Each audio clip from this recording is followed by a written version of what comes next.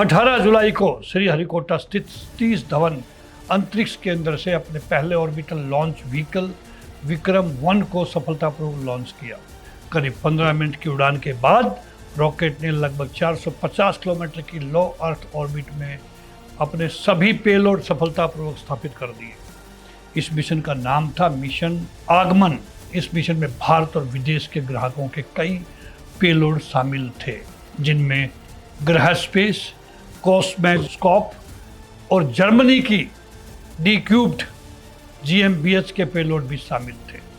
इस सफलता के साथ दोस्तों भारत उन चुनिंदा देशों की सूची में शामिल हो गया जहां किसी निजी कंपनी ने ऑर्बिटल रॉकेट सफलतापूर्वक लॉन्च किया है।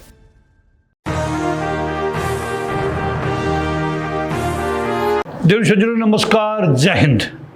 भारत ने भी स्पेस रेस में रच दिया इतिहास। स्काईरूट के विक्रम-1 ने बदल दिए खेल के नियम। दोस्तों 18 जुलाई 2026 भारत ने अंतरिक्ष की दुनिया में ऐसा इतिहास रच दिया जिसने पूरी दुनिया का ध्यान अपनी ओर खींच लिया। दोस्तों पहली बार भारत की किसी निजी कंपनी ने अपने दम पर एक ऑर्बिटल रॉकेट लॉन्च किया और पहली ही कोशिश में उसे सफलतापूर्वक पृथ्वी की कक्षा में स्थापित कर दिया। ये सिर्फ एक लॉन्च नहीं दोस्तों, बल्कि भारत के स्पेस सेक्टर में एक नए युग की शुरुआत है। हैदराबाद की निजी स्पेस कंपनी स्काईरूट एरोस्पेस ने 18 जुलाई को श्रीहरिकोटा स्थित सतीश धवन अंतरिक्ष केंद्र से अपने पहले ऑर्बिटल लॉन्च व्हीकल विक्रम-1 को सफलतापूर्वक लॉन्च किया। करीब 15 मिनट की उड़ान के बाद रॉकेट ने लगभग 450 किलोमीटर की लो अर्थ ऑर्बिट में अपने सभी पेलोड सफलतापूर्वक स्थापित कर दिए। इस मिशन का नाम था मिशन आगमन।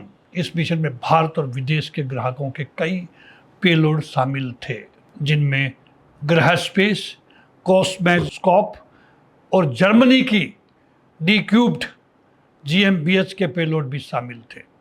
इस सफलता के साथ दोस्तों भारत उन चुनिंदा देशों की सूची में शामिल हो गया जहां किसी निजी कंपनी ने ऑर्बिटल रॉकेट सफलतापूर्वक लॉन्च किया है।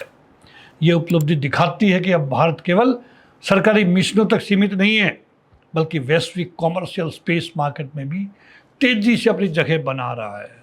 आज दुनिया के कई देश अपने छोटे सैटेलाइट लॉन्च कराने के लिए कम लागत और भरोसेमंद विकल्प तलाश रहे हैं। स्काईरूट की यह सफलता भारत को उसी दिशा में एक मजबूत खिलाड़ी बना सकती है, लेकिन इस मिशन की सबसे बड़ी ताकत सिर्फ कॉमर्शियल लॉन्च नहीं है।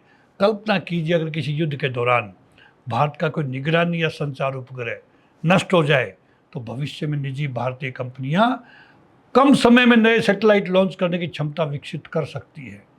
इससे भारतीय सेना की निगरानी, कम्युनिकेशन और अंतरिक्ष आधारित क्षमताएं और अधिक मजबूत हो सकती है।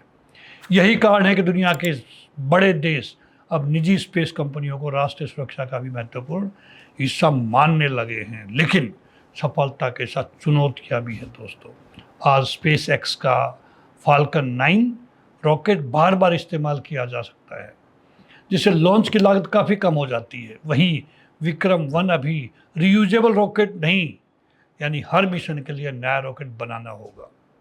इसके अलावा भारतीय स्पेस स्टार्टअप्स को घरेलू निवेश, नई तकनीक और लगातार सरकारी सहयोग की भी ज़रूरत होगी, ताकि वे वैश्विक प्रतिस्पर्धा में आगे बढ़ सके। दोस्तों स्काईरूट की सफलता इसरो का विकल्प नहीं, बल्कि उसकी वर्षों की मेहनत पर खड़ी हुई है। भारत की नई स्पेस इकोनॉमी की शुरुआत है दोस्तों ये। भारत ने पहला बड़ा कदम उठा लिया है। अब सवाल सिर्फ इतना है, क्या आने वाले वर्षों में भारत स्पेस एक्स और चीन जैसी स्पेस ताकतों को चुनौती दे पाएगा?